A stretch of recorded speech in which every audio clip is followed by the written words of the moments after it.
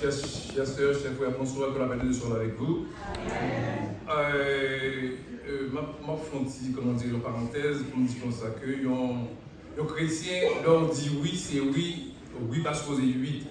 Ceci, c'est pour emboîter le pas de frère Saint-Pierre, qui t'a évoqué une raison que le capable là, et moi-même tout, et une raison que le capable là, on prend pour même raison que l'évoqué, c'est que malheureusement, sœur vient au Canada, parce que Marie a chanté et dans l'océan de Zelré, ça veut dire que je suis supposé aller. Mais je me a dit oui, je viens là, je me a dit sœur Gina oui. Pas de raison pour me changer l'idée, par exemple, m'aller dans le pays, c'est ça. Oui, c'est oui, oui, c'est pas oui. Et ensuite, encore, ma discussion, merci pour l'invitation que vous lancez et que vous faites moi-même.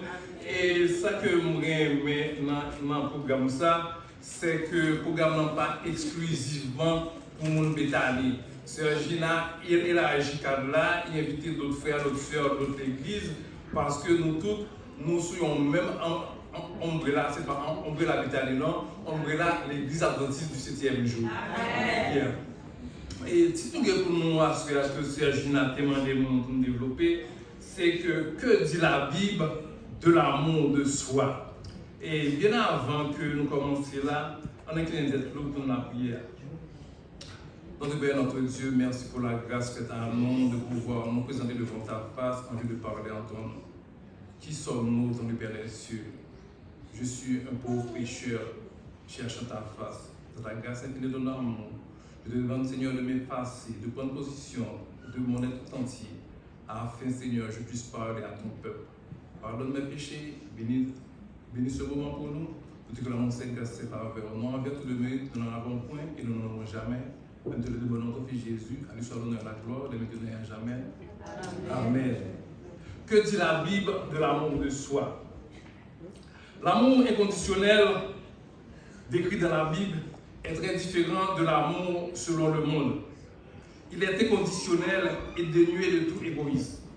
Tandis que l'amour selon le monde se caractérise par l'égoïsme.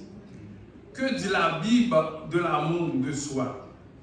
Et voici le passage que nous censés nous voir qui parlait de l'amour véritable et que nous venons seulement en Dieu et ne peut être vécu que par ceux qui ont d'abord expérimenté son amour.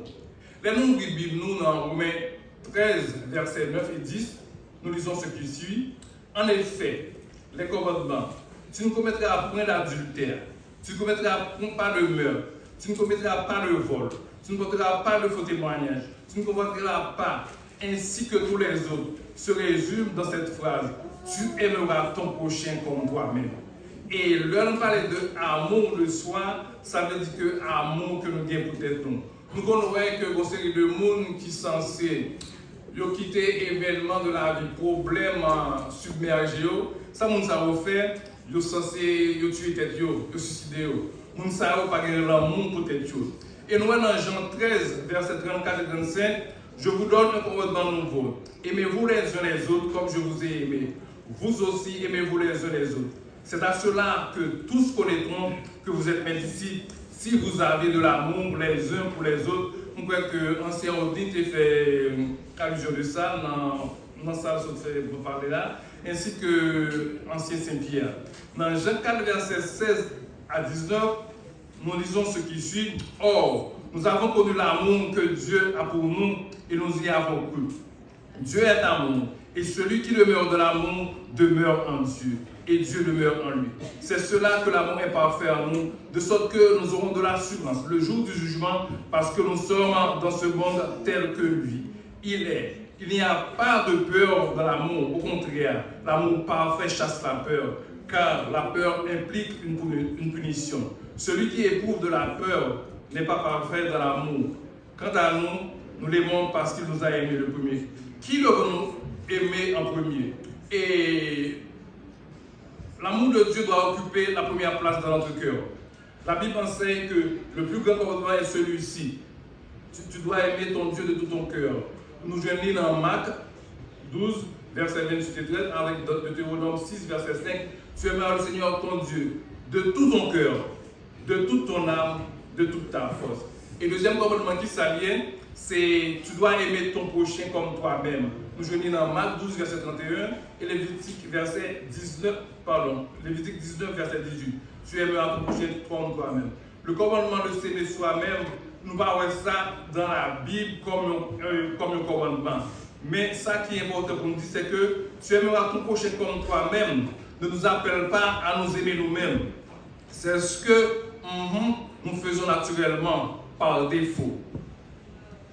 Notre monde ne manque pas d'amour de soi. Ce commandement nous appelle plutôt à avoir la même attitude envers les autres qu'envers nous.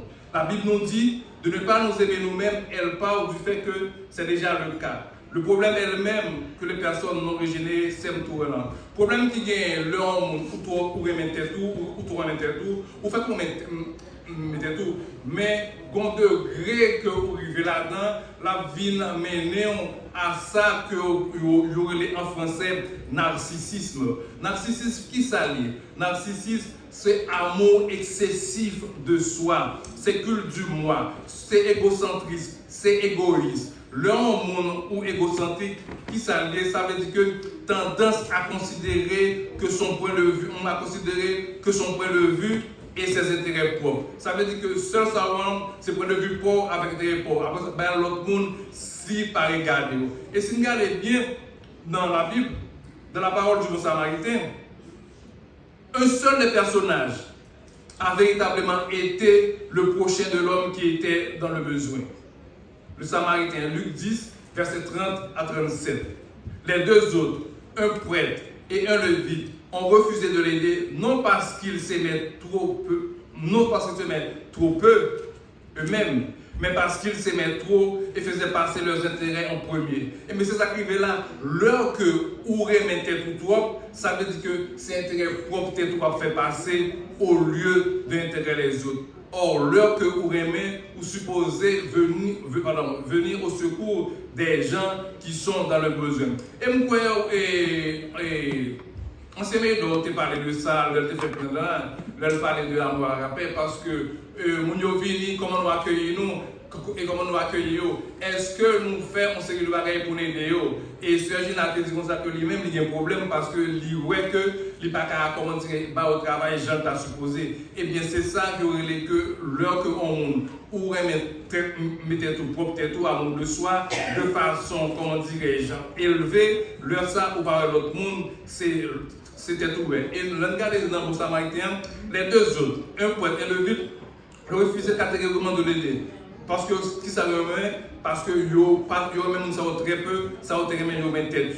Et nous regardons bien, le Samaritain a fait preuve d'amour. Il a donné de son temps, de ses ressources et de son argent, sans tenir compte de ses propres besoins. Il était orienté vers l'extérieur, pas vers l'intérieur. Jésus a raconté cette histoire comme une image de l'amour du prochain comme de soi-même.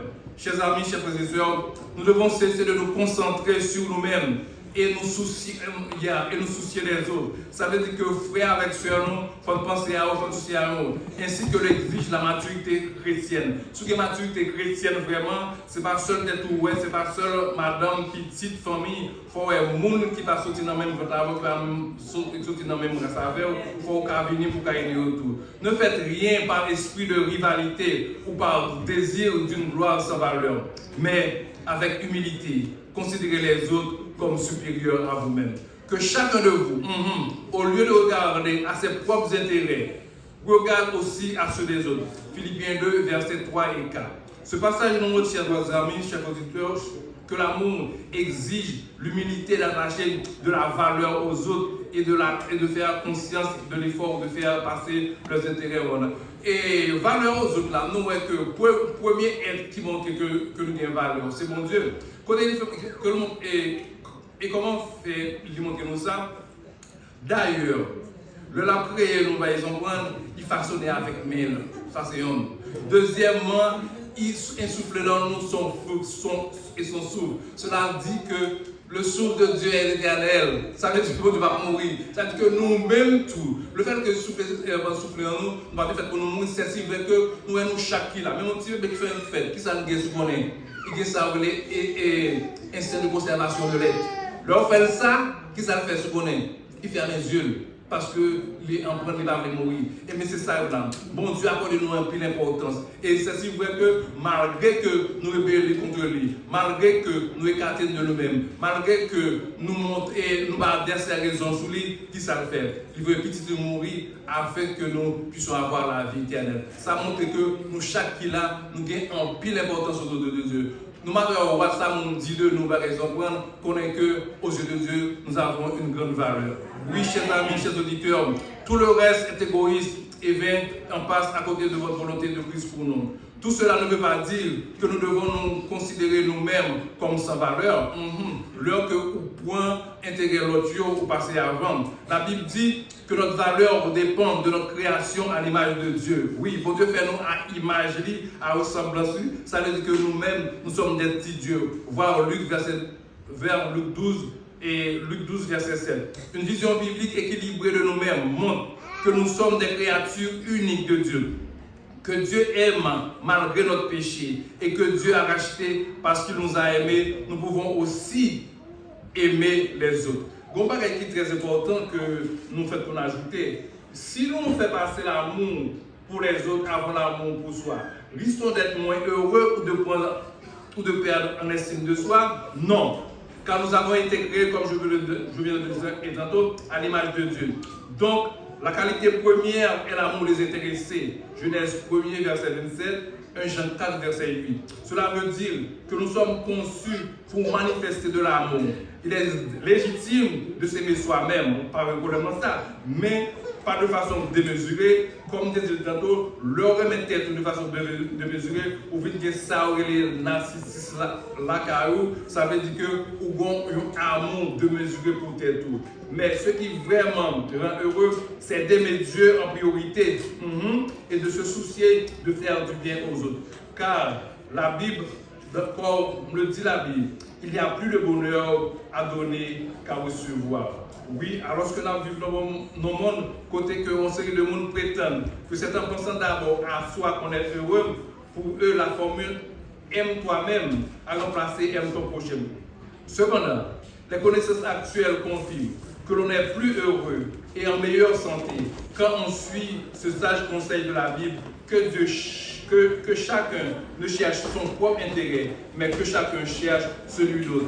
Que Dieu vous bénisse tous. Amen.